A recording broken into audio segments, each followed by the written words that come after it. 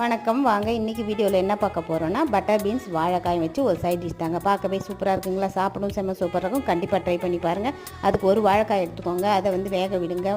முக்கால் பாகம் வெந்தால் போதும். இதுக்கு ஒரு மசாலா அரைக்கணும். தேங்காய், சீரகம், சோம்பு, பச்சை மிளகாய் அதை தனியாக அரைச்சி வச்சுக்கோங்க. பட்டர் பீன்ஸ் நைட்டே 8 மணி நேரம் ஊற வச்சு வேக வச்சு ஒரு கப் எடுத்து வச்சுருக்கேன்.